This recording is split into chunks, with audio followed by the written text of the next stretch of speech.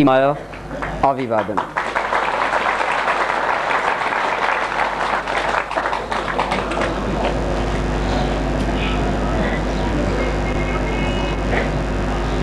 रहेछ जीवन निशा समान,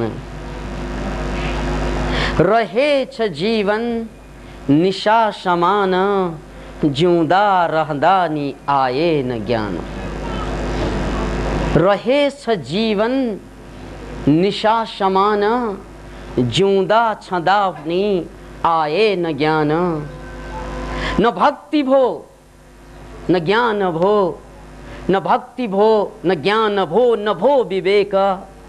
न भक्ति भो न ज्ञान भो, न भो विवेक। आखिर रहेछ श्री कृष्ण एक।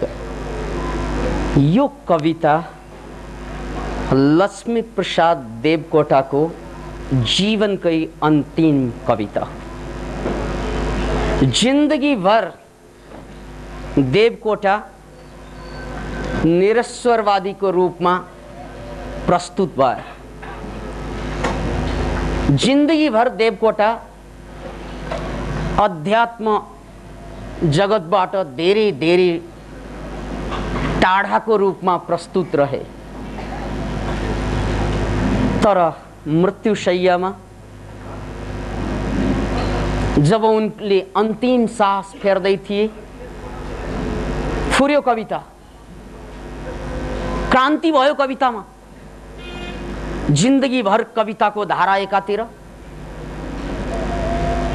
र जिन्दगीको अन्त्यमा कविताको धाराले नयाँ मोड लिएछ।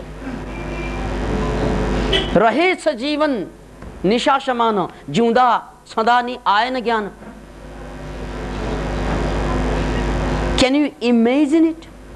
कल्पना गर्न सक्नुहुन्छ? यो वचन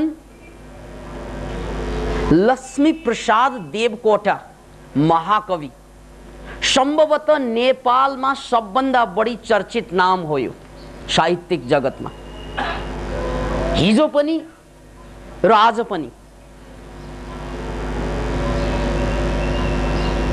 उनलाई एक सुशिक्षित, एक महान कवि, उनलाई एक महान साहित्यिक व्यक्तित्वको रूपमा हामी लिन्छौं र जिन्दगीको निचोड स्वरूप उनी भन्छन्, रहेछ जीवन निशा समान। जिन्दगी त निशा समान छ, अँध्यारो। याद राख्नुस्, यो महाकविको बोली, यो महाकविको व्यथा, महाकविको कथा होइन यो। महाकविले लेख्नु भएको कथा होइन यो, महाकविले झेल्नु भएको व्यथा हो। कवि बन्दैमा, महाकवि बन्दैमा पनि जिन्दगीको अन्धकार मेटिँदैन रहेछ मित्र। जिन्दगीको अन्धकार कुनै सम्पत्तिको मापदण्ड र कुनै शिक्षाको मापदण्डले नाप्न सक्दो रहेनछ। जिन्दगीको अन्धकारलाई मेटाउने साधन शिक्षा, सत्ता, सम्पत्ति होइन रहेछ, ख्याति पनि होइन रहेछ, बुद्धि पनि होइन रहेछ। बुद्धिको खाँचो के थियो होला देवकोटामा? तर उनी भन्छन्, जिउँदा छँदा नि आएन ज्ञान। के भनेको होला यो? उनकै किताब पढेर त हामी ज्ञानी हुन खोज्छौं। कोर्स बुकमा पढी पढी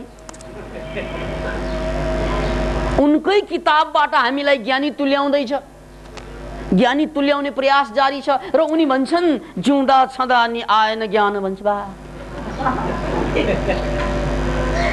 के भनेको? बुझ्दैन? कुरा बडो जटिल। न भक्ति भो न ज्ञान भो, न भो विवेक। शिक्षा त भो, त्यसमा शंकै छैन। मन्त्री पनि भो, त्यसमा पनि शंका छैन। देवकोटा मन्त्री पनि, सत्ता पनि पाएकै हो। देवकोटा शिक्षित पनि, शिक्षा मन्त्री शिक्षित मात्रै होइन। तर देवकोटा आफ्नो व्यथा पोखी पोखी मर्नुहुन्छ। न भक्ति भो, न ज्ञान भो, न भो विवेक। मन्त्री भो त के भो, शिक्षा पायो त के पायो? न भक्ति भो, न ज्ञान भो, न भो विवेक, आखिर रहेछ श्री कृष्ण ये करे। के भनेको? पहिल्यै भनिदिएको भए हुन्थ्यो नि। आखिर रे, जब अन्तिम सास लिँदैछ त्यो बेला मात्रै थाहा भयो। ओ हो, यत्रो ठुलो कविता लेखियो, के लेखियो? यत्रो लामो जीवन बाँच्यो, के बाँच्यो? त्यो भारतीय कविको कविता बडो सान्दर्भिक छ। यहाँ बडो सान्दर्भिक। जब जीवन खत्म हुआ तो जीने का ढंग आया रे। जब जीवन खत्म हुआ तो जीने का ढंग आया। जब गाडी निकल चुकी, गाडी भनेको यो बैलगाडी होइन, रेलगाडी। टाइममा निस्कन्छ, फेरि निस्केपछि अर्को आउनलाई 24 घण्टा कुर्न बेर छैन। जब गाड़ी निकल चुकी, मुसाफिर घर से बाहर आया। मुसाफिर माने यात्री। जब जीवन खत्म हुआ तो जीने का ढंग आया। जब गाड़ी निकल चुकी, मुसाफिर बाहर आया। अब मुसाफिर बाहिर आएर के गर्ने? गाडी निस्किसकेपछि। त्यस्तै छौं हामी। बर्ट्रन्ड रसलले एक ठाउँमा, मैले कतै पढे थिएँ भनेका कुरा, कि मान्छे जीवनमा कहिल्यै बाँच्दैनन्, बाँच्ने तयारी गर्दा गर्दै मर्छन्। मानौ एकजना मान्छे सुत्नुको लागि ओछ्यान खाट मिलाउँदा मिलाउँदै बिहान हुन्छ। कल्पना गर्नुहोस्, ओछ्यान यहाँ मिलेन, यहाँ मिलेन, यो मिलेन, त्यो मिलेन, बत्ती मिलेन, झाल मिलेन, हावा मिलेन, कोठा मिलाउँदा मिलाउँदै कुखुरी कहाँ बासी भात खा।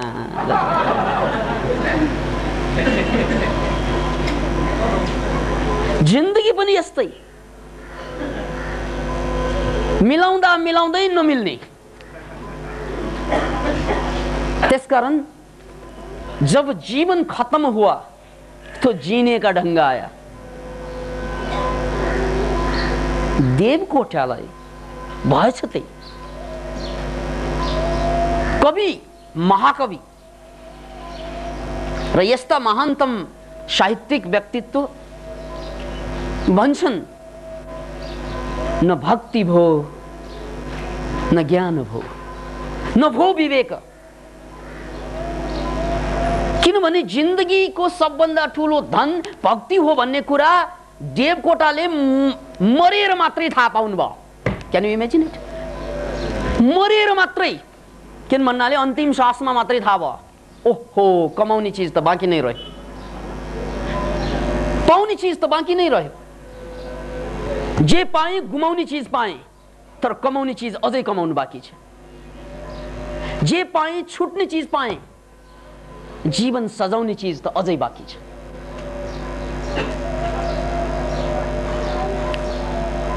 त्यसैले याद राख्नुहोस् मित्र, न भक्ति भो, न ज्ञान भो। किनभने भक्ति परम प्रेमको नाउँ हो र ज्ञान त्यसको परिणति हो। जब भक्ति शिखरमा पुग्छ, जब भक्तिको फूल फुल्छ, ज्ञानको सुवास फैलिन थाल्छ। याद राख्नुहोस्, भक्ति हो एउटा फूल। त्यसकारण त भगवानलाई हामी फूल चढाउँछन्। यहाँ यतिका फूल के हो? यो भक्तिको नमुना हो, यो भक्तिको प्रतीक हो। याद राख्नुहोस्, हामी भगवानलाई, देवतालाई फूल चढाउँछौं अथवा श्रद्धाञ्जली सभामा मान्छेलाई पनि फूल चढाउँछौं। र यो फूल चढाउनुको मतलब भक्तिलाई जाहेर गर्नु। र भक्ति भनेको यस्तो प्रेम जुन प्रेम कन्डिसनल हुँदैन, अनकन्डिसनल लभ। तिमी जस्तो छौ स्वीकार्य छ मलाई, I love you the way you are. त्यति भन्न सकिएन भने त्यो भक्ति नै होइन।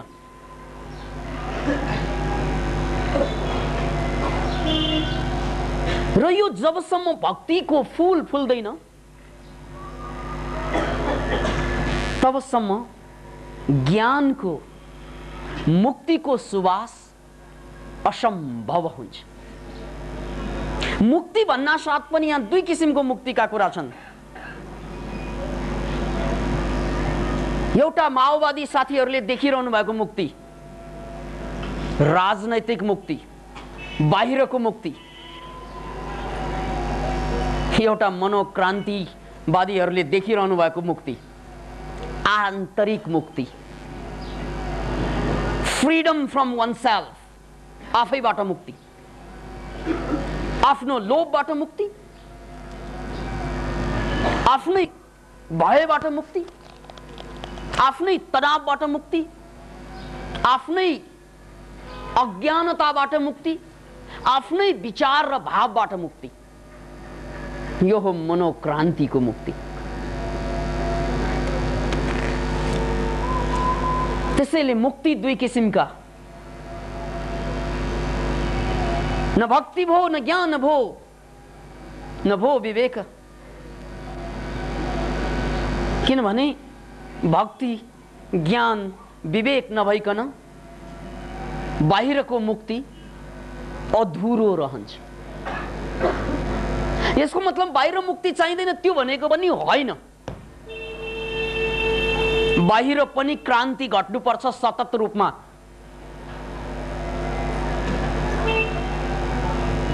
बाहिरको क्रान्ति एउटा सरल रेखामा यात्रा हुने क्रान्ति हो। त्यसको कुनै स्टेसन हुँदैन रोकिने। इट्स अनगोइङ प्रोसेस, याद राख्नुस्। त्यसकारण कसैले एकचोटि राजनीतिक क्रान्ति भएपछि अर्को क्रान्ति चाहिँदैन ठान्यो भने त्यो भन्दा ठूलो अरु भ्रान्ति दुनियाँमा हुनै सक्दैन। पुनः एकपल्ट कसैले एकचोटि राजनीतिक क्रान्ति भएपछि क्रान्ति ठान्यो भने त्यो भन्दा ठूलो भ्रान्ति अरु केही पनि हुन सक्दैन। चाहे अमेरिकालाई हेर्नुस्, रुसलाई हेर्नुस्, चीनलाई हेर्नुस्, 95% जनताको हालत अहिले पनि बुरा हालत छ। अहिले पनि वार हुँदैछ, इराक माथि हमला हुँदैछ। इराक यसलाई तहस नहस गर्नलाई अमेरिका कटिबद्ध छ र यो तहस नहस गर्ने मनसाय बोकेका 2-4 जना मान्छेको आदेश हजारौं होइन लाखौं सैनिकहरूले चाहेर पनि नचाहेर पनि मानिरहेका छन्। बाध्य, चाहे सद्दामका सैनिक हुन् या बुशका सैनिक हुन् या ब्लेयरका सैनिक हुन्,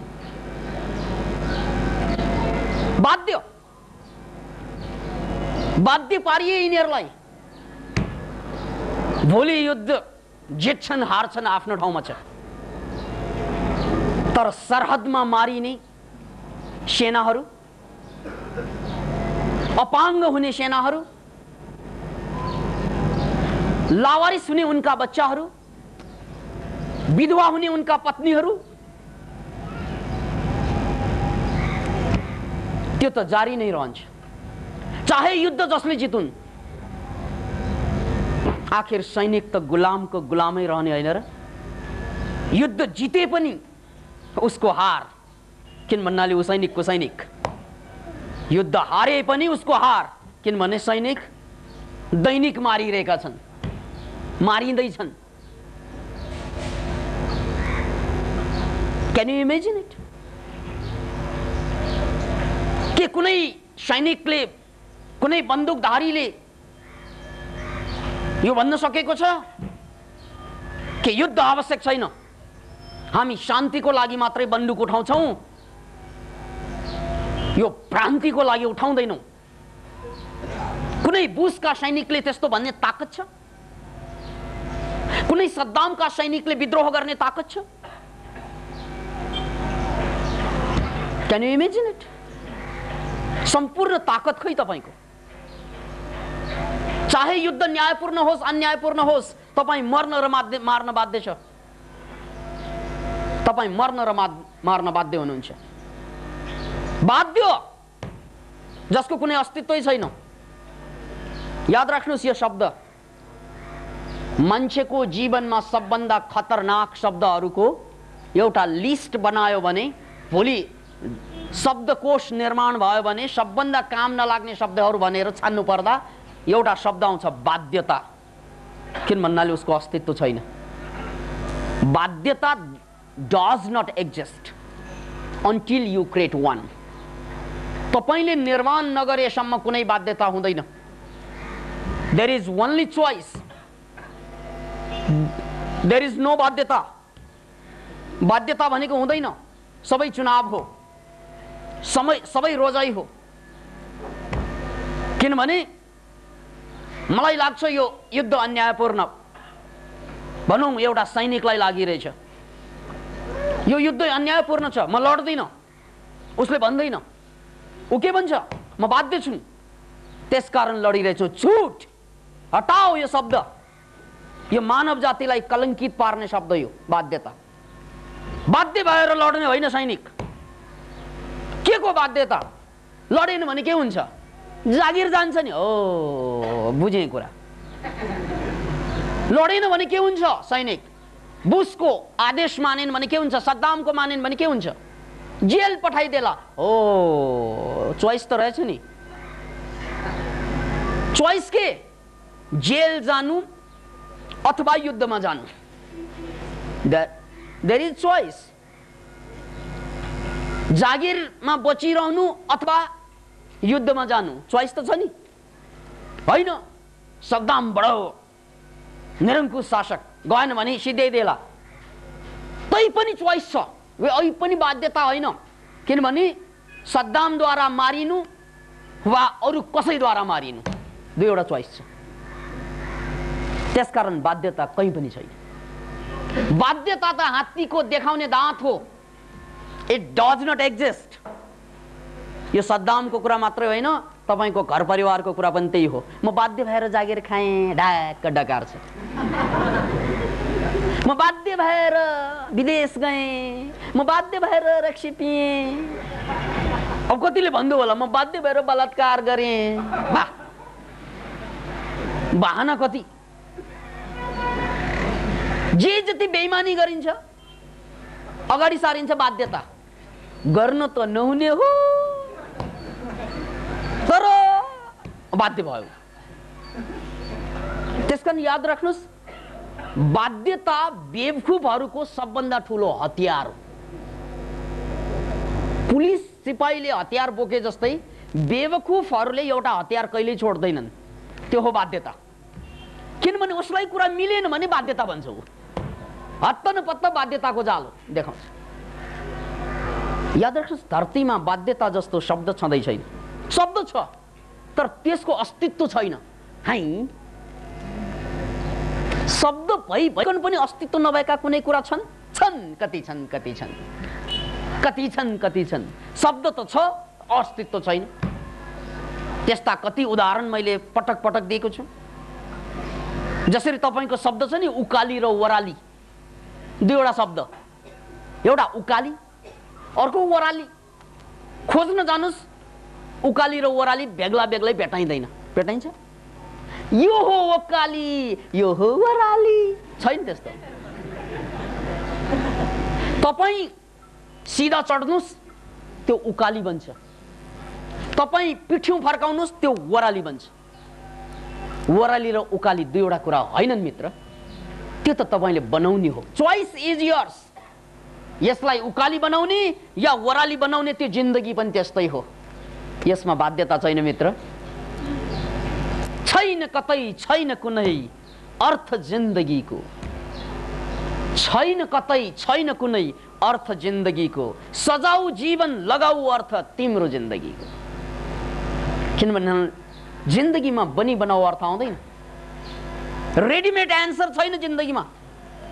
एउटा भिरालो छ, चाहे तपाईले त्यसलाई उकाली बनाउनुस् या वराली बनाउनुस्, चोइस इज योर्स।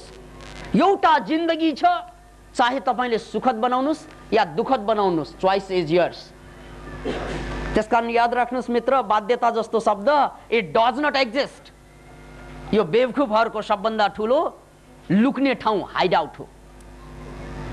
कि लुक्न बडो सजिलो छ त्यसमा।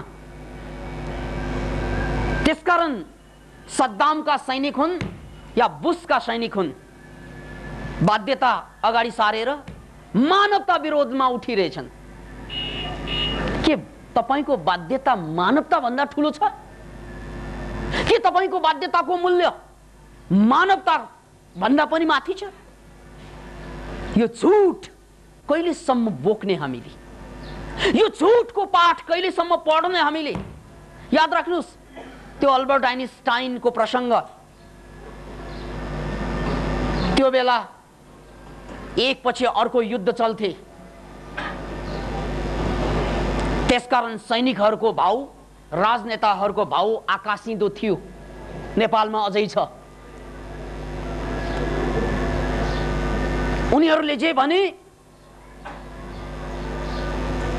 त्यो ढुङ्गामा कुँडिएको शिलापत्र बनिन्थ्यो।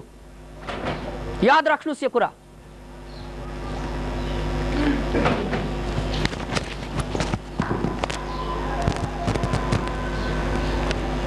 सैनिकहरूको एउटा परेड चल्दै थियो जर्मनीमा। सैनिकको परेड हुँदा झाल झालबाट सडक सडकमा ताता लगाएर मान्छेहरू स्वागत गर्थे सैनिकहरूलाई। किन भन्नाले सेकेन्ड वर्ल्ड वार अगाडिसम्म कोलोनी, एक देशले अर्को देशलाई गुलाम बनाउने साह्रै प्रक्रिया थियो कोलोनी बनाउने। त्यसकारण कोलोनी बन्नुबाट जोगिनको लागि पनि सैनिकको महत्त्व भयो। कोलोनी बनाउनलाई पनि सैनिक चाहियो। सैनिक दुई किसिमबाट चाहिन्थ्यो। सैनिकको साह्रै ठुलो महत्त्व थियो, सेनाको। त्यसकारण सैनिकको परेड चल्दा जर्मनहरू छाती फुलाएर गम्भीरताका साथ स्वागत गर्थे उनीहरूलाई। यी हुन् हाम्रा देशका सेनाहरू, यी हुन् हाम्रो देशलाई रक्षा गर्ने, यी हुन् हाम्रा छोराछोरीलाई रक्षा गर्ने। सेनाको इज्जत आकाशिँदो थियो। अनि आमा बाउहरू आफ्ना साना साना नानीलाई बोकेर सडकमा स्वागत गर्थे, शान्तिपूर्ण स्वागत सैनिकहरूलाई। अनि आमा बाउहरू सोध्थे आफ्ना बच्चालाई पनि, छोरा छोरी भन त ठुलो भएपछि तिमी के बन्ने? अनि त्यो सैनिकको इज्जत देखेर, जसरी आज नेपालमा के बन्ने बाबु भने डाक्टर बन्ने, इन्जिनियर बन्ने भन्छन् नि बच्चाहरू। किन भन्नाले यहाँ भाउ उनीहरूको मात्रै देखियो, बढी पैसा कमाउने, बढी इज्जत कमाउने यिनीहरू मात्रै। त्यसकारण जसले पनि डाक्टर र इन्जिनियरका कुराहरू ल्याउन थाल्छन्, किनभने जसमा पैसा बढी छ, जसमा इज्जत बढी देखिन्छ। अरू त नगण्य। त्यही थियो हालत जर्मनीमा। के बन्ने भनेपछि बच्चाहरूलाई सोद्धाखेरि गर्वसाथ भन्थे, म त सैनिक बनेर देशको रक्षा गर्ने। वाह वाह, तब पो मेरो छोरा, तब पो मेरो छोरी। जसरी आज हाम्रो देशमा बडो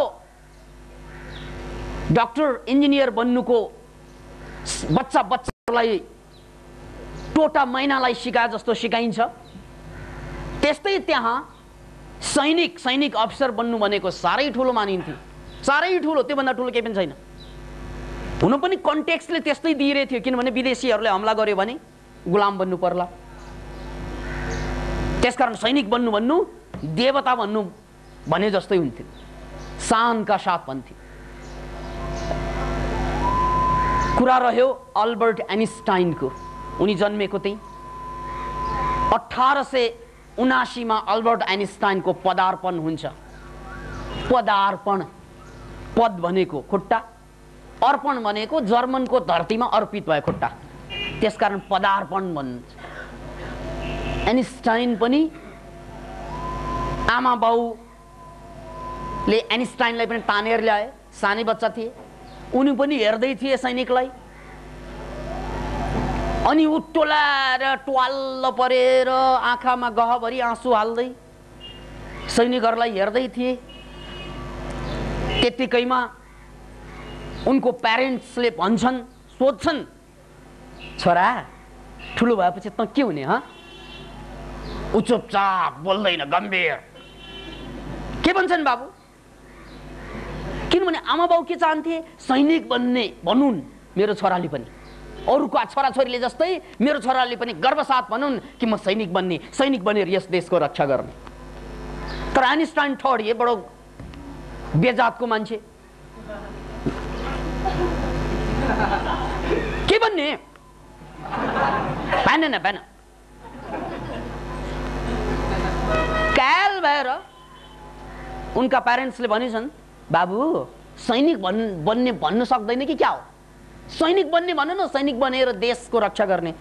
त्यतिकैमा डाको छोडेर रोएछ आइन्स्टाइन, सानो आइन्स्टाइन। सैनिक बन्ने रे, सैनिक पनि कहिले मान्छे हुन्छन्? Can you imagine it? सैनिक पनि कोही मान्छे हुन्छन्? कसले भनेको कुरा यो? सानो अल्बर्ट आइन्स्टाइनको। त्यसकारण याद राख्नुहोस् मेरा मित्रहरू, मान्छे जन्मजातै मौलिक गुण लिएर आउँछ,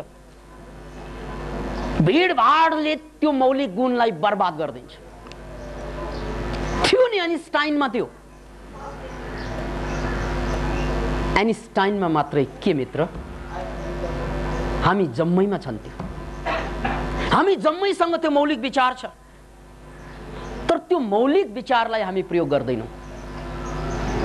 त्यो मौलिक विचारलाई हामीलाई दाइ भाइ आमा बाबु उनीहरूले सिकाउँदै जान्छ। सबभन्दा ठुलो के? राष्ट्रवाद, जातिवाद, तेरो धर्म, सम्पत्ति, शिक्षा आदि इत्यादि यस्ता यस्ता नकली कुरा सुनाउँदै जान्छन्, जसको परिणाम स्वरूप हामी एक जमातले बोलेको कुरा हामी पनि बोल्न थाल्छौँ, अनि हाम्रो मौलिकता मर्यो। अब सुन्नुहोस् त्यो आइन्स्टाइनको कुरा, उनमा त्यो मौलिकता जिउँदो थियो र पछिसम्म रह्यो, मरेनन्। किन भन्नाले आइन्स्टाइनले उनको त्यो मौलिकता, उनको अन्तर्दर्शनलाई मर्न दिएनन्। त्यसैले याद राख्नुहोस्, भिडभाडको माझबाट जहाँ सैनिकहरूलाई सम्मान दिइन्थ्यो, त्यो बेला उनी आवाज उठाउँदै थिए, सैनिक पनि कहिले मान्छे हुन्छन् र। किनभने मान्छेको काम हो मान्छेलाई बचाउनु, मान्छेलाई सिद्ध्याउनु होइन। याद राख्नुहोस् यो कुरा, मान्छेको काम हो मान्छेलाई बचाउनु, मान्छेको पुरुषार्थ हो मान्छेलाई जोगाउनु, मान्छेको पुरुषार्थ मान्छेलाई सिद्ध्याउनु होइन। किनभने सिद्ध्याउनु सजिलो छ, एउटा बम हानिदिनु सक्यो सबै कुरा, लाखौँ मर्छन्। तर एउटा बच्चा हुर्काउनु, बढाउनु, जोगाउन आमा बाउले कति दुःख खेप्छन्, त्यो आमा बाउ भएकाहरूलाई थाहा छ। एउटा जिन्दगी जोगाउन सयौं जिन्दगी बुढा हुन्छन् मित्र। तपाईलाई पढाउँदा पढाउँदा तपाईका टिचरहरू बुढा भइसके, तपाईलाई हुर्काउँदा हुर्काउँदा तपाईका आमा बाउहरू जर्जर भइसके। हेर्नुस् त, एउटा फूल फुलाउन कति गाह्रो हुँदो हो, तर त्यो फूललाई काट्दिन, आगोमा फाल्दिन कति सजिलो हुन्छ। त्यसकारण मान्छेको ताकत, मान्छेको गुण मान्छेलाई बचाउनुमा हुन्छ, मार्नुमा होइन। अब सैनिक बनिसकेपछि त मार्नु पर्यो। यति भन्दा भन्दै तपाईहरुलाई के लाग्दो होला भने के सैनिक बन्नु त्यसमा गलत हो? होइन। किनभने मनोक्रान्ति दर्शन कुनै चीजको विरोधमै छैन, त्यो कुरा थाहा होला। यसको मतलब सैनिक बन्नलाई मैले गलत भनेको होइन, त्यो कुरा पनि बुझ्नुस्। किनभने मनोक्रान्ति दर्शनले संसारको कुनै पनि चिजलाई गलत ठहर्याउँदैन। मनोक्रान्ति दर्शनको एउटै सार छ कि सबै गलतलाई सदुपयोग कसरी गर्ने। त्यसकारण सेना बन्नु गलत होइन, तर सेना बनेर आफू भित्रको आन्तरिक स्वतन्त्रतालाई तिलाञ्जली दिनु त्यो हो गलत। याद राख्नुस्, तपाईं जे बन्नुस् गलत होइन, तर जुन ठाउँमा तपाईको स्वाभिमान मर्छ, राजै बने पनि गलत हो। तपाईं यदि स्वाभिमान मर्यो भने अरु त अरु, राजा बने पनि गलत हो। स्वाभिमान जिउँदो हो त डाकु बने पनि ठीक हुन्छ। किन भन्नाले थाहा होला तपाईलाई अंगुलीमाल डाकु नै थिए, थाहा होला तपाईलाई रत्नाकर डाकु नै थिए, तर स्वाभिमानी यति कि समय आएपछि नो भनेपछि सक्यो त्यो कुरा। त्यसकारण याद राख्नुस्, जसरी मैले भने बेवकूफहरुको हतियार हुन्छ बाध्यता, बुद्धिमान मान्छेको हतियार हुन्छ स्वाभिमान। के हो यो स्वाभिमान? घमण्ड र स्वाभिमान त्यही होइन। घमण्ड गर्नुलाई तपाईले स्वाभिमान ठान्नु हो, नो, फरक छ। यो फरक पनि बुझ्नु पर्छ हामीले।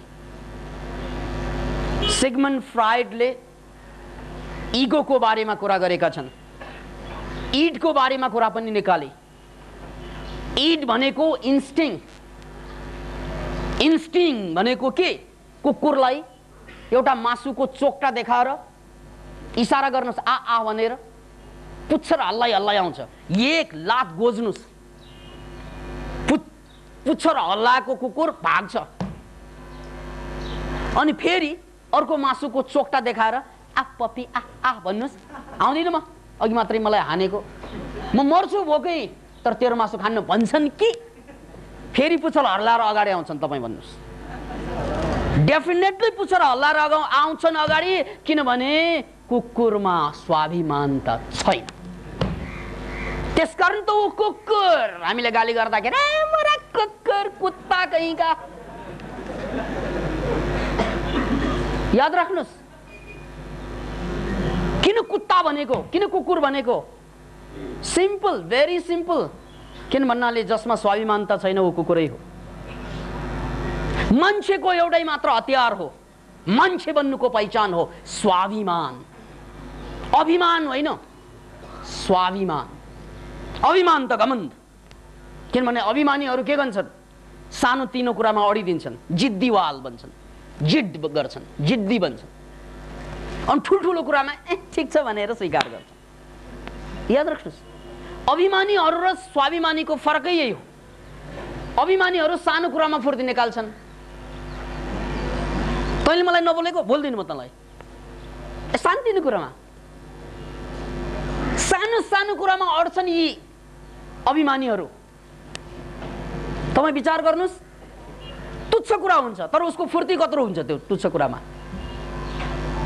त्याग्न सक्दैन त्यो तुच्छ कुरा पनि उसले, त्याग्छ त त्याग्छ, के त्याग्छ भने ठुल्ठुलो कुरा त्याग्छ।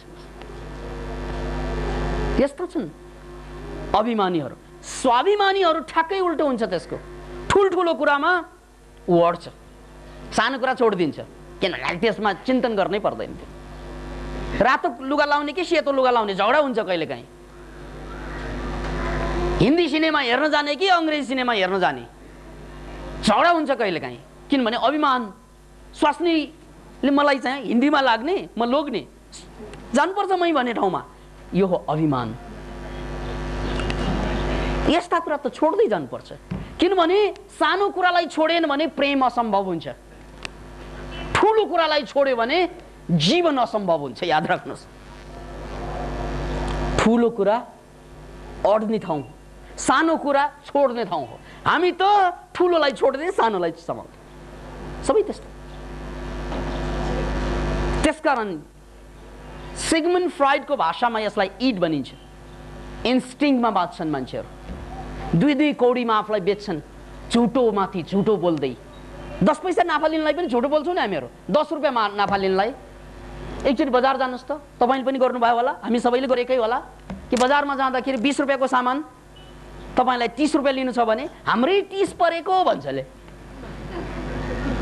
उसलाई 5 रुपियाँ नाफा लिनलाई झुट बोल्न थाल्छ उसले। घर बेच्दा स्वाभिमान हुनुस् न, ठिकै कुरा होला, किनभने त्यहाँ चाहिँ 5-20 को कुरा होइन, लाखौँको कुरा आउँछ। त्यहाँ सन्धि गरिदिने ठुल्ठुलो कुरामा, अनि त्यो टुच्चो कुरामा तरकारी किन्न जाँदा मोल मलाई बेचारा किसान उसले तरकारी उमार्छ, 2-4 रुपियाँको कुरा हुन्छ।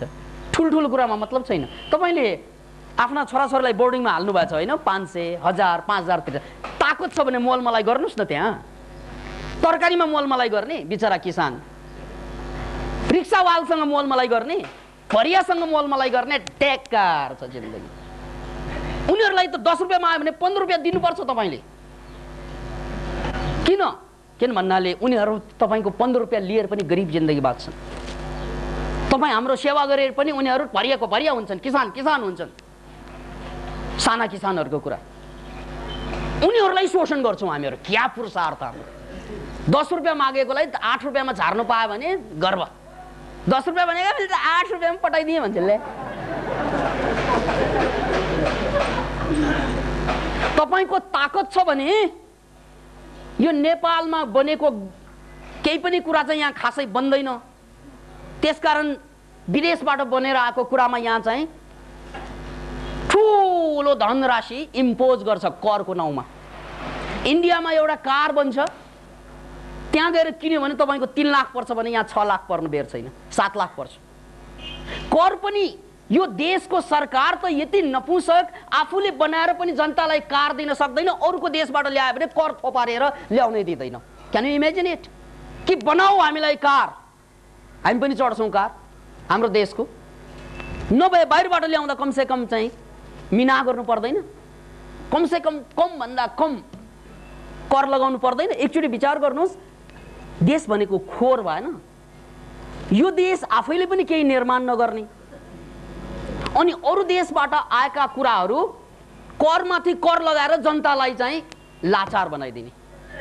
हरेक कुरामा 100%, 150, 200 कति प्रतिशत चाहिँ कर इम्पोज गरेको छ। यसमा हामी विरोध गर्दैनौँ। सिकारी छ त्यो तरकारीवालसँग मोलमलाई गर्छन्। श्री 5 को सरकारले एकातिर चाहिँ विदेशसँग माग्छन् ऋण, सहयोग माग्छन्, अर्कातिर जनतासँग कर लाग्छन् भनेपछि यो देशको जनता दुई किसिमबाट पिल्सिएको छ मित्र। जनताको नाउँबाट मागेर पनि ल्याउने, फेरि जनतालाई कर पनि लगाउने। मागेर ल्याउनु हो भने किन कर लगाउने? करै लगाउने हो भने किन माग्ने? फेरि दुईवटा काम त गर्नु नपाइने, तै पनि जनता चुपचाप छ। जस्तै पेट्रोलको भाउ बढ्यो, विदेशमा भाउ घट्दैछ अरे समाचारमा आइरहेछ, नेपालमा वाट्ट भाउ चाहिँ बढ्यो। त्यसकारण यहाँ बुझ्नु पर्ने कुरा के त भन्नाले, यदि हामी स्वाभिमान हौं भने यस्ता कुरामा लड्नु पर्ने कि यसलाई नछोड्नु पर्ने। त्यो किसानसँग 10 पैसाको लागि झगडा गर्ने हो र कुल्लीसँग 10 रुपियाँको लागि मोलमलाई गर्ने हो र? तर गर्छौँ हामी त्यहाँ, किनभने हामी जम्मै इन्स्टिङबाट सञ्चालित।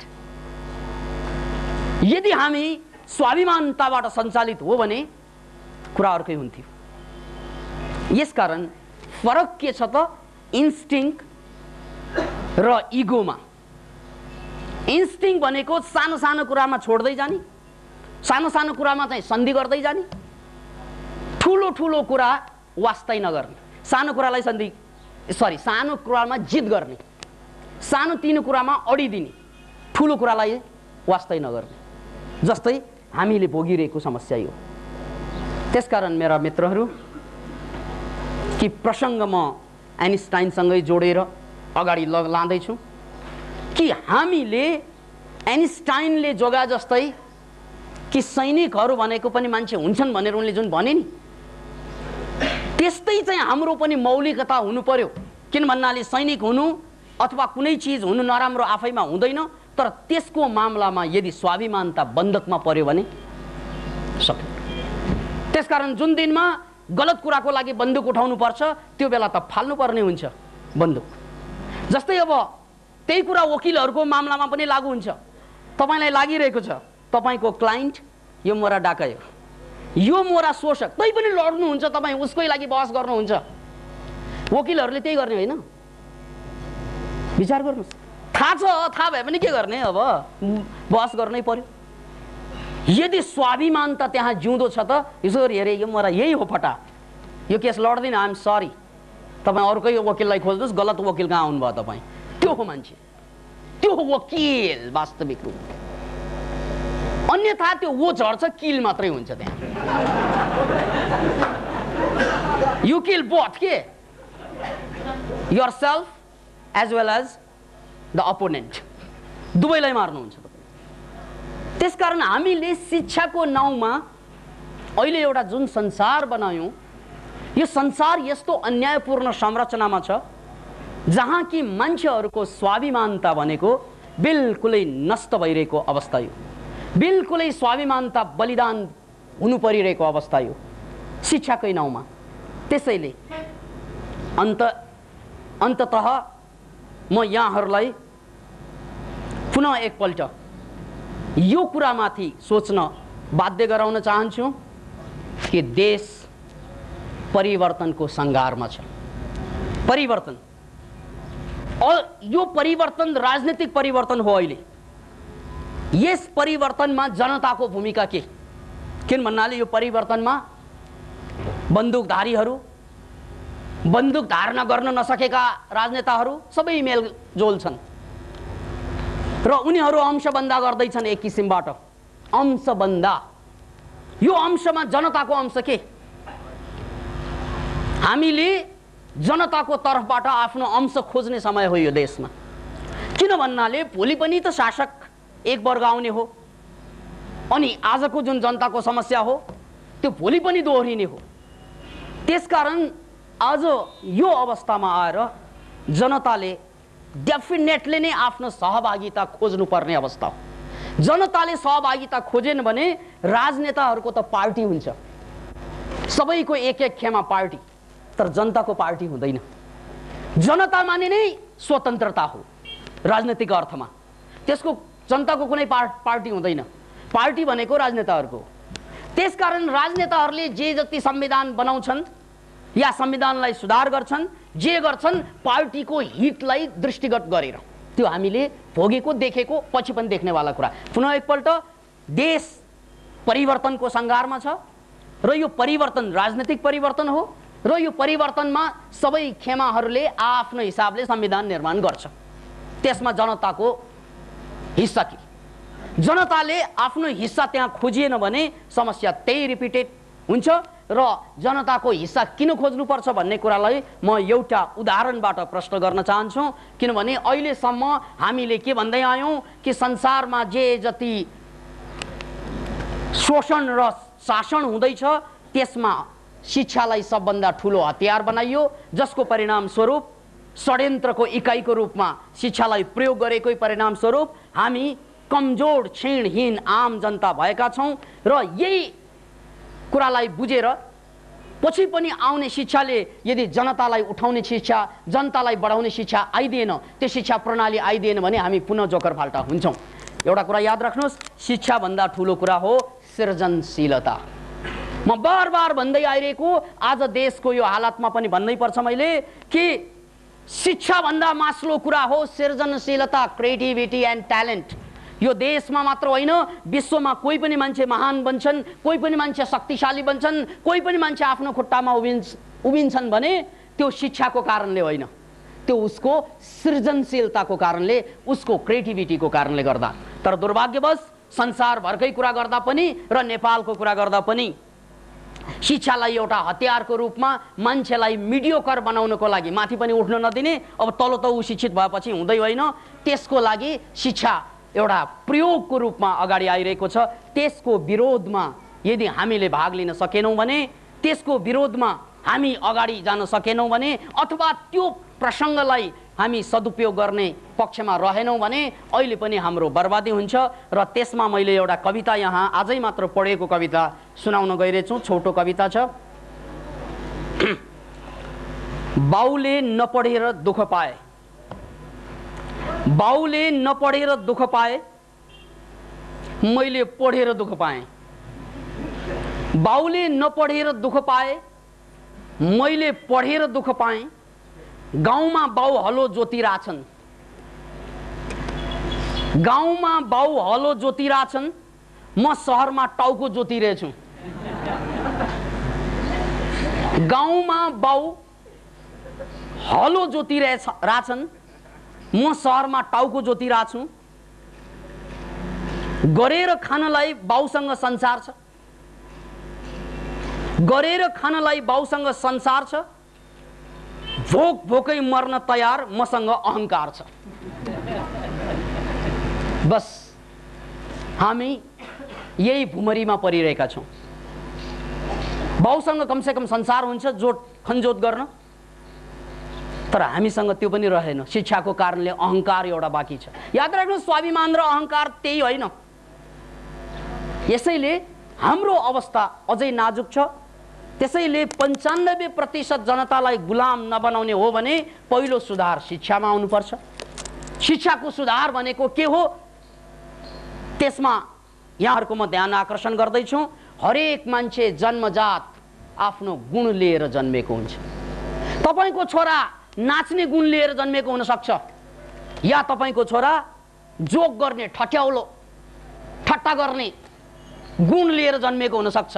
तपाईकी छोरी म्याथमेटिकल गुण लिएर जन्मेको हुन सक्छ, या तपाईका छोरा चित्रकारको गुण लिएर जन्मेको हुन सक्छ, या वक्ताको। कुनै न कुनै गुण त हुन्छ हुन्छ हुन्छ। मान्छे जन्मना साथ गुणै छैन भने किन जन्मनु पर्यो? याद राख्नुस्, जन्मनुको मतलब नै गुण छ र त जन्मे। गुण नभएका शुक्रकीटहरू त मरे, यो पनि याद राख्नुस्। मैले धेरैपल्ट भने, गुण नभएका शुक्रकीट त मरे भित्र, गुण भएका बाहिर आएको। एउटा सम्भोगमा 3 करोड शुक्रकीटदेखि 5 करोड सामेल हुन्छन्, त्यसमा 1 जना बाहिर निस्कन्छन्, अरू जम्मै मर्छन्। त्यसकारण हामी 3 करोडका प्रतिनिधित्व गर्ने सुरवीर हौं, त्यो बुझ्नुस् है।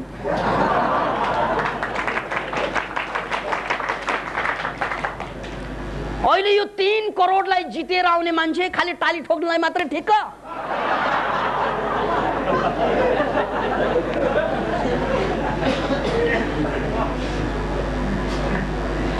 कहिल्यै सोच्नु भयो कि तपाईं यो संसारमा आउनको लागि 3 करोड बिदा हुनु पर्यो संसारबाट?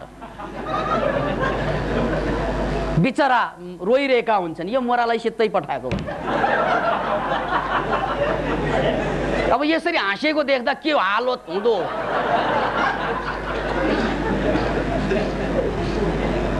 त्यसैले मेरा मित्रहरू, एउटा कुरा बिल्कुलै मनमा गाँठी बाँडौं कि हाम्रो जन्म नै हाम्रो विजय हो। त्यसकारण यो संसारमा आउन साथ गुणै लिएर आएको। यदि गुणको कमी रहेको भए आमाको गर्भबाट सायद निस्कँदैन। याद राख्नुस्, यदि हामीमा गुण नभएको भए हामी चाहिँ वेटिङ लिस्टमा पढ्दो हो। याद राख्नुस्, त्यसकारण वेटिङ लिस्टमा पढेका करोडौं करोडलाई पछाडि छाडेर हामी अगाडि आयौं। त्यसैले यो संसारमा आयो भने हाम्रो कर्तव्य छ। त्यो कर्तव्य के त? आफूलाई चिन्नु, आफ्नो शक्तिलाई जान्नु, जसको लागि जन्मेको ठम्याउनु, र जन्मिना साथ यहाँ हाम्रा द्रोणाचार्यहरूले पहिलो जाल थाप्छ, त्यसलाई चक्रव्यूह भनिन्छ। अनि हामी यसैमा अलमल हुँदै मर्छौं। त्यसलाई हामी चक्रव्यूह भन्दैनौं, हाम्रो भाषा बेग्लै छ, शिक्षा भन्छौं त्यसलाई। त्यो हो द्रोणाचार्यको चक्रव्यूह, जसलाई तपाईं शिक्षा भन्दै हुनुहुन्छ। किन भन्नाले त्यसमा फस्यो कि सक्यो, यु आर फिनिश्ड। किन फिनिश्ड? किन भन्नाले तपाईको गुणलाई विकास गर्नै दिँदैन उसले। यस्तो षड्यन्त्र भनेर पनि थाहा पाउन सक्दैन तपाईँ। षड्यन्त्र त्यो पो षड्यन्त्र भनेर थाहा पाइयो भने त सक्यो नि कुरा। त्यसकारण यस्तो मजबुत षड्यन्त्र यो कि हामीले षड्यन्त्र भनेर पनि थाहा छैन। अहिले पनि षड्यन्त्र भन्नेहरू नै षड्यन्त्रकारी हो कि जस्तो लाग्ला। क्या गजबको षड्यन्त्र! याद राख्नुस्, त्यसैले मैले धेरैपल्ट भने तपाईलाई कि यो धरतीमा 5% मात्रै सम्पत्ति छ, सत्ता पनि उनीहरूसँगै। 95% जनता त के नि के तातो नि छाडो। तपाईँ यहाँ 500 को लगभग साथीहरू अहिले जमघट हुनुहुन्छ। तपाईहरू पत्रिकामा कतिपल्ट आउँछ यो नेपालको पत्रिकामा? एकपल्ट पनि आउँछ। अब तपाईहरूको पत्रिका होइन त्यो। टेलिभिजनमा कतिचोटि आउनुभयो तपाईहरू? एकचोटि पनि आउँदैन। रेडियोले तपाईहरूको नाम कतिचोटि कुर्लन्छ? एकचोटि पनि कुर्लन्दैन। 5% नेपाली फटाहरू जसमा विकास आनन्द पनि पर्छ, शङ्कै छैन। 5% र 1 जना पत्रिकामा, रेडियोमा, टेलिभिजनमा आउने एउटा चक्र छ। त्यो चक्रमा 5% मान्छे मात्रै अटेको छ। 95% जनता जोकर फाल्टा छन्। उनीहरू पनि शिक्षित रे, तपाईँ पनि शिक्षित रे। उनीहरू जहिले पनि अगाडि अगाडि, उनीहरूलाई हेर्न टेलिभिजन किन्ने तपाईहरू होइन।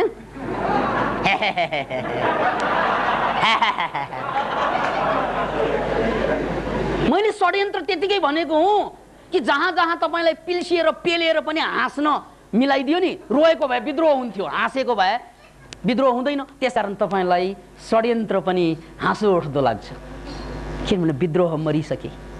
शिक्षाको कमाल त यही न हो। तपाईको मनभित्रको बाघ बिरामी परेर शीताङ्ग छ। याद राख्नुहोस् यो कुरा। त्यसकारण शिक्षा एउटा षड्यन्त्रको सबभन्दा ठुलो नमुना बुझ्नुहोस्। यो देश तपाईको पनि हो। यो जितन देश यो तर जी मखां जिगु देश गोरी हो। यो देश मेरो देश पनि हो, तर खोइ मेरो देश मैले देखेको छुइनँ। यो जितन देश यो तर जी मखां जिगु देश गो, खोइ मेरो देश हो। यो देश मेरो देश पनि, यो देश पनि मेरो देश है, तर मैले देख्दिन मेरो देश खै। देख्नु आज त्यही 5% को त्यहाँ एउटा षड्यन्त्र छ। यही देशको कुरा गरेको मैले, जहाँ तपाईँ हुर्किरहनु भएको छ, जहाँ यहाँबाट फर्केपछि तपाईँ त्यही 95% लाई चाहिँ पत्रिकामा छपाउनको लागि सायद कम्प्युटर चलाउन जाने होला तपाईहरुमध्ये कोही। त्यो पत्रिका चलाउनको लागि, त्यो 5% लाई चाहिँ धनी बनाउनको लागि सायद तपाईले पत्रिका किनेर पढ्ने होला एकछिनपछि। आखिर तपाईँ हामी के हाम्रो हैसियत के? त्यो 5% लाई उठाइदिने होइन त। शिक्षा भनेको यही हो। लाइन बसेर मट्टिटेल किन्न जान्छौं, लाइन बसेर पेट्रोल भर्छौं, लाइन बसेर सिनेमा हेर्छौं। त्यो के को लागि? के गरिरहनु भएको तपाईले? त्यो 5% लाई धनी बनाउन, राइट? त्यो बाहेक अरु के गर्दै छौ शिक्षाको नाउँमा? जिन्दगीको बिहान उठेको एक सासले तपाईलाई गरिब बनाउँदै लान्छ, तपाईलाई कमजोर बनाउँदै लान्छ। तपाईको एक सासले कसैलाई धनी बनाउँदै लान्छ, कसैलाई शक्तिशाली बनाउँदै लान्छ। याद राख्नुस्। अरु के गर्दै छौ हामीहरु? यो सास कसैको लासलाई जीवन्त बनाउनको लागि गइरहेछ, आफूलाई लास पार्नको लागि तत्पर छ। अरु केही होइन हामीहरु, गोटी। त्यसकारण त हामीलाई 2 रोटी भए पुग्छ। गोटी कसैका 95% का। सो व्हाट डज इट मीन? त्यसकारण मानव जातिको इतिहासमा शिक्षा भन्दा ठूलो षड्यन्त्र हुनै सक्दैन। हामी जम्मैलाई बेवकूफ बनाउने, चाहे अमेरिका होस्, नेपाल होस्, रुस होस्, चीन होस्, देश जोसुकै होस्, राजनीतिक व्यवस्था जोसुकै होस्, टेलिभिजन जहिले पनि 5% कै कब्जामा हो, होइन र? रेडियो जहिले पनि 5% कै कब्जामा हो, होइन र? पत्रिकामा 5% मान्छे मात्रै छापेर आउँछ, होइन र? तपाईलाई छाप्नको लागि त तपाईले मार्नुपर्छ मान्छे, तपाईले चोरी गर्नुपर्छ, आत्महत्या गर्नुपर्छ, अनि मात्रै आत्महत्या गरेपछि हत्यै गरे बा यसले भनेर नाम एउटा छाप्दिन्छ। नेपाली भाषा यस मामलामा बडो मिठो छ। हत्या गरे भन्छ नि, आत्महत्या गरेपछि बल्ल ल यसको पनि भाग रहेछ पत्रिका भनेर फल्ला रामबहादुरले आत्महत्या गर्यो भनेर छापिदिन्छन्। अनि हामी यहाँ अर्को पाले आएर चाहिँ प्रवचन सुन्दाखेरि के भन्छौँ भनेर, ओहो अस्ति मात्रै त्यहाँ बसेर टाउको हल्लाइरहेको यही हो कि? उसको नाम के रे त्यही छ नि ऊ। हालत हाम्रो यस्तो छ, याद राख्नुहोस् यो कुरालाई। त्यसकारण म भन्छु यो षड्यन्त्र जारी रहन्छ, राजनीतिक व्यवस्था जे होस्। याद राख्नुहोस्, यदि तपाईँ सचेत नहुने हो भने, हिजो पनि थियो, आज पनि छ, भोलि पनि रहला, किनभने 5%लाई आखिर शोषण गर्नु नै छ, गर्नु नै छ, नाम जे दिनुहोस्। त्यसैले यदि तपाईँ पनि शक्तिशाली हुने हो, तपाईँका बच्चा बच्चीहरूले हामीले भोगेको यो पीडा नभगाउने हो भने एउटा कुरा त बुझ्नुहोस्, उनीहरूले जन्मजातै जुन गुण लिएर आएको छ त्यो गुणलाई उठाउनु पर्छ। शिक्षा भनेको त्यही हो। एकजना बच्ची नाच्छन् भने उसलाई केही पनि पढाउनु पर्दैन, नचाउनु, बस, द्याट इज एजुकेसन। 15 वर्ष नाच्यो भने ऊ टप कलाकार हुन्छ, पत्रिका उसको हुन्छ, रेडियो उसको हुन्छ, नाम दाम उसको हुन्छ, सबै उसको हुन्छ। तर 15 वर्ष पढेर उसले चाहिँ म्याक्सिमम 3000 तलब, मिनिमम बेरोजगार। हेर्नुहोस् बेरोजगारीहरूको ताली, भोगिरहेको समस्या नै हो। यसकारण मेरा मित्रहरू, यसको मतलब मैले भोलिबाट शिक्षा चाहिँदैन भनेको होइन। त्यो सन्देश लिएर नफर्कनुहोस्। कतिलाई गाह्रो होला भोलिबाट स्कुल छोड्नु, कलेज छोड्नु, त्यो होइन। यसको अर्थ हो शिक्षामा क्रान्ति चाहियो, यसको अर्थ हो शिक्षामा आमूल परिवर्तन चाहियो, बस, द्याट्स ऑल। त्यो भनेको के?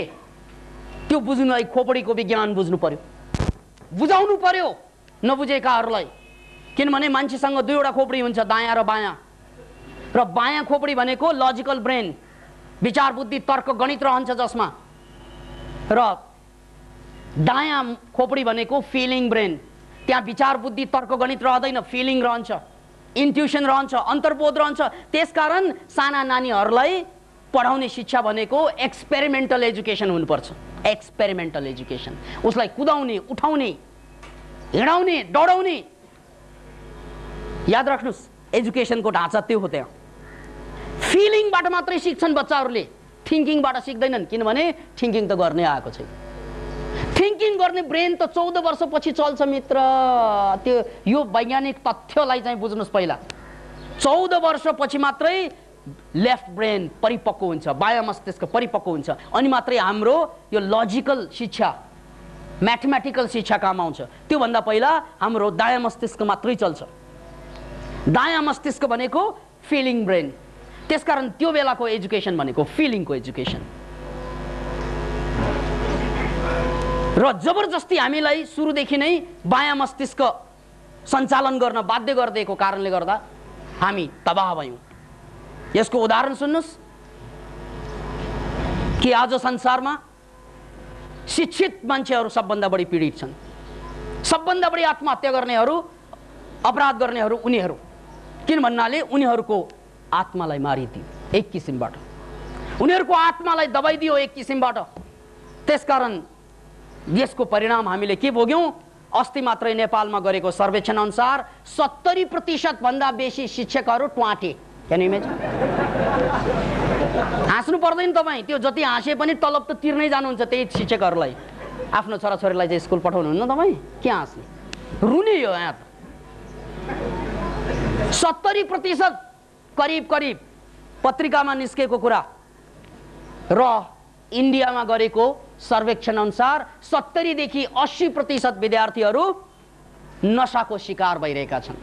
वाह, एउटा पिलाउने अर्को पिउने, शिक्षक र शिष्य र गुरु क्या मिलेको। 70% यता शिक्षकहरू पिएर तबाह, उता पिलाएर तबाह। वाह,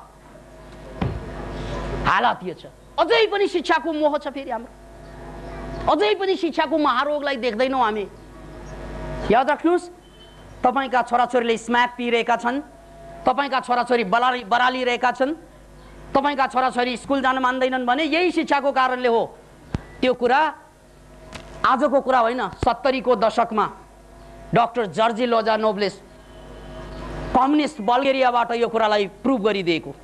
किनभने शिक्षित बनाउँदा विद्यार्थीहरू सबभन्दा बढी मानसिक रोगका शिकार भइरहेको अहिले पनि त्यो बेला पनि बढी से बढी विद्यार्थीहरू किन मानसिक रोगी हुन्छन्, आत्महत्या किन गर्छन्, स्मैक किन पिउँछन्, डिप्रेसनको शिकार किन हुन्छन् भनेर खोज गर्दै जाँदा डाक्टर जर्जी लोजानोभले के पाए? गलत तरिकाबाट शिक्षा दिइनाले। त्यसलाई उहाँले दिनुभएको शब्द हो डाइडैक्टोजेनिक सिन्ड्रोम। डाइडैक्टोजेनिक सिन्ड्रोमको माने हो गलत तरिकाबाट दिइनाले उत्पन्न भएका मानसिक रोगहरू। याद राख्नुस्। त्यसकारण उहाँले यसको विकल्प स्वरूप खोज गरेर एउटा शिक्षा प्रणाली अगाडि सार्नु भएको छ। त्यो के शिक्षा? Super learning. त्यो के शिक्षा? सजेस्टोपेडिया। त्यसैले मैले शिक्षालाई विरोध गर्दा विरोध गर्न खोजेको होइन, यो सदुपयोग गर्न खोजेको। यो शिक्षालाई सुपर लर्निङको सिस्टममा ढालेको खण्डमा त्यो समस्या समाप्त हुन्छ। त्यो मैले एक्सपेरिमेन्ट गर्दैछु। किन भन्नाले हाम्रो क्लासमा 5-5 घण्टा 6-6 घण्टा विद्यार्थी बस्छन्, तैपनि थाकिँदैनन्, ह्याप्पी हुन्छन्। एउटै क्लासमा एउटै टिचरले 6-6 घण्टा पढाउँदा पनि सुपर लर्निङको क्लासमा प्रेमपूर्वक बस्छन्। तर हाम्रो स्कुलमा 1 घण्टा आधा घण्टा बस्नु पनि हामीलाई गाह्रो हुन्छ। किन? किनभने पढाइको तरिका गलत गयो। त्यसकारण विकल्प छ र त्यो विकल्पलाई हामी सबैले मनन गर्नुपर्छ। किनभने यो विरोध होइन, विरोधको लागि विरोध होइन, विरोध त डेफिनेटली हो, तर यो विरोध के को लागि त भन्नाले रचनात्मक रूपमा यसको सदुपयोग गर्न सक्छौँ हामीहरू। अहिले आउने जुनसुकै सरकार आउन्, जनतालाई मतलब हुने कुरा होइन। जनतालाई मतलब हुन्छ कि जनताको खोसिएको यो पावर, यो जनतालाई बेवकूफ बनाउने यो सञ्जाललाई ध्वस्त पारिनुपर्छ। र त्यो सञ्जाल शिक्षामा सबभन्दा बढी दरोसँग बुनेको छ त्यो सञ्जाल। त्यसकारण याद राख्नुहोस्, बच्चाहरूलाई यदि महान बनाउनु छ, यदि उनीहरूलाई स्म्याकबाट, चुरोटबाट, आत्महत्याबाट, बिरामी हुनुबाट, मानसिक रोगी हुनुबाट जोगाउनु छ भने उसले जुन गुण लिएर आएको छ त्यसको सेरोफेरोमा शिक्षा जाओस्। ऊ नाच्छन् भने द्याट इज एजुकेसन। सिद्धियो, मेरो बच्चा नाच्न चाहन्छन् होइन, that is her education or his education. उसको एजुकेसन त्यही हो। म्याथमेटिक्स त सिकाउनु पर्यो नि सर। के म्याथमेटिक्स डान्सबाट सिकिँदैन? ल गन 1 2 3 4 5, ल म्याथमेटिक्स होइन। 1 2 3 4 5 कतिचोटि तिमी उफ्रियौ छोरी अथवा छोरा? 5 हो, म्याथमेटिक्स आयो। अब अर्को 2 पल्ट उफ्र त, 1 2 हो। अब यो 5 मा अघि 5 होइन, अहिले 2 उफ्रेको होइन, अब कति भयो भन त? 7 जोड पनि आइहाल्यो। अब फेरि चाहिँ 3 पल्ट उफ्र त, 1 2 3, अब कति भयो? जम्मा गर त 10। ऊ खुसी छ, म्याथमेटिक्स सिकिरहेको थाहा नै हुँदैन उसलाई। ऊ त गनिरहेछ म कतिचोटि उफ्रेँ भनेर। हाउ ह्याप्पी सी इज, किनभने ऊ गनिरहेछ। अब घटाउ सिकाउने होइन, घटाउ त्यही हिसाबले सिकाउने। अब 2 पल्ट उफ्र हो, अघिको 10 मा यो 2 पल्ट काट्यो भने कति पल्ट उफ्रेको ठहरिनेछ भने पनि मैले अघि 8 उफ्रेको 2 घटायो भने त 8 हुन्छ बाबा। गुड, घटाउ पनि सिकिहाल्यो। त्यस्तै गणित सिकाउने तरिका यही हो। यदि थाहा छैन भने सिक्नु, जान्ने भएर चाहिँ टिचर नबन्नु। किन भन्नाले तपाईको जान्ने हुनुको कारणले गर्दा युग रोइरहेछ, तपाईँ पिइरहेछ, पिइरहनु भएको छ। याद राख्नुहोस्। अब म्याथमेटिक्स त यो भयो, ग्रामर कसरी सिकाउने? ग्रामर पनि त चाहियो, इङ्ग्लिस सिक्नु पर्छ। ग्रामर सिकाउने होइन, ठिक छ। ल नाच बाबा, नाच हो, यु आर डान्सिङ। किनभने तिमी नाचिरहेका छौ, डान्सिङ। अनि भोलि पनि नाच्नुपर्छ, you will dance. Future tense भनेको यही हो बाबा, तिमी भोलि नाच्ने छौ। हिजो नाचेको होइन, you danced or you have danced। हिजो तिमी नाच्यौ, यो पास्ट टेन्स हो बाबा। रातै यो पो रहेछ।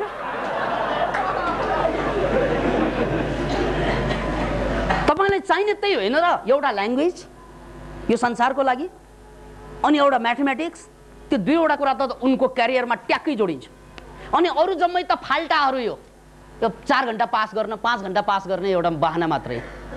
एउटा सामाजिक शिक्षा, इतिहास भनेर 1 वर्ष पढ्ने एउटा किताब, के मूर्ख हो कि क्या हो यो बच्चा के हाँस्नु तपाईले विचार गर्नुस् न 100 पन्नाको एउटा किताबलाई 365 दिन पढ्ने यसको मतलब कति बेवकुफ छौं हामीहरु वाइ त्यो त पढ्न पल्टाउने हो यसरी 2 दिनमा पढी भ्याउने कुरा त्यो याद राख्नुस् त्यसकारण एजुकेसन जुन ढंगबाट दिइरहेछ नि षड्यन्त्रको सबभन्दा ठूलो सुरुवात यहीबाट त्यसकारण एजुकेसनको प्रणाली चेन्ज गर्नुपर्छ आमूल परिवर्तन क्या त्यो आमूल परिवर्तनमा सिकाउने तरिका भनेको हरेक मान्छेले जन्मजात बोकेर आएको गुणमा एजुकेसन जोडेर लाने उ डान्सको बारेमा पढ्छ अब उसलाई पढाउने के हो संसारको सबभन्दा महान डान्सर उसको बारेमा सुन्ने सुन्ने सुन्ने अनि उनले कसरी डान्स गरे कसरी ओहो उसको लागि कति उत्साहजनक होला संसारमा डान्सको इतिहास कहाँबाट सुरु भयो डान्सरहरुको हालत के छ डान्सरहरुको स्कोप के छ डान्सिङ स्कुल दुनियामा कहाँ कहाँ छ डान्सरहरुले कति कमाउँछन् कति डान्सरले आत्महत्या गरे किन गरे यो जम्मै एजुकेसन all our education उसको होल 14 वर्षसम्मको एजुकेसन यो बेसिसमा जान्छ मात्र 14 इयर्स राइट 14 वर्षपछि जब ऊ आफ्नो विषयमा दक्ष डान्सर भए पक्का डान्सर सिंगर भए पक्का सिंगर जे भए पनि ऊ पक्का हुन्छ किनभने उसको इन्ट्रेस्टिङ विषय अनि त्यसपछि उसको दायाँ मस्तिष्क बिस्तारै कमजोर हुँदै जान्छ अनि बायाँ चल्न थाल्छ बायाँ चलेपछि लजिकल हुन्छ ऊ अब जुन शिक्षा ग्रहण गर्नु छ तेरो इच्छा शिक्षा अब तेरो इच्छा फच्छा त्यो भन्दा पहिला शिक्षा आमा बाउले चाहिँ मेरो छोरालाई चाहिँ डाक्टर बनाउने मेरो छोरालाई इन्जिनियर बनाउने यो पागलपन हो पागलपन दुनियामा धेरै किसिमका म्याडनेसहरु छन् के एउटा म्याडनेसको नाउँ हो मैले जो गरेको होइन गाली पनि गरेको होइन साइकोलोजिकल भाषामा यसलाई मेगालोम्यानिया भनिन्छ मेगालोम्यानिया मेगालोम्यानिया भनेको ठुलो ठुलो देख्ने के हरेक कुरा आफ्नो थाहा छ म चाहिँ काजीको सन्तान खोइ 10 पैसाले भन्नु बेर्छ नि मोराले यहाँ फुर्ती चाहिँ ठुलो अनि खान्छ सुर्ती मोरा यो मेगालोम्यानिया अनि यो मेगालोम्यानिया भन्ने साइकोलोजिकल रोग लागेपछि मेरो छोरालाई डाक्टरै बनाउनु पर्छ किन छोराको लागि होइन ऊ डाक्टर बनेपछि मेरो इज्जत बढ्छ नि दैट इज मेगालोम्यानिया ठुलो देख्ने के आफ्नो कुरा यही कारणले गर्दा हामी बर्बाद भएको किन भन्नाले आमा एउटा बनाउन चाहन्छ हामीलाई मामा अर्कै बनाउन चाहनुहुन्छ बाउ फेरि आउँछ अर्कै बनाउनको लागि हामी बन्छौँ हामी केही पनि होइन त्यसैले एजुकेसन भनेको म जसको लागि जन्मेको हो त्यही बन्ने हो त्यसको सेरोफेरोमा एजुकेसन त्यहाँ चाहिँ बाउ आमा दाइ भाइ भनेको सहयोगी हुन् जसरी एउटा फूल फुल्दाखेरि मैले फूललाई तान्ने हो पेन्चिस पसारेर खोइ गुलाब निस्कम मोरा गुलाब चमेली निस्क चमेली तान्ने हो होइन उ बिउ उसले पहिल्यै ल्याएको छ के बन्ने भन्ने फूल त्यसको सेरोफेरोमा मैले पहरा दिनु पर्यो कहीं यसलाई चाहिँ चराचुरुङ्गीले बिउलाई नठुङ्गुन् कहीं गाईगोरु आएर यसलाई नकुल्च्युन् कहीं हावा बतासले यसलाई नउडाउन् त्यसको सेरोफेरो पालो दिने पहरा दिने काम आमा बाउको र टिचरहरुको त्यो पहरेदारहरु नै यहाँ आफूलाई महान ठान्छन् बा टिचरहरु आफूलाई बडा महान ठान्छन् म भन्छु तपाईलाई टिचर कसले बनायो सोध्नुस् आफ्ना टिचरहरुलाई हु मेड यु टिचर यदि विद्यार्थी नहुने हो भने टिचर बन्ला अब भन्नुस् तपाईलाई टिचर बनाउने महान हो कि तपाई महान हो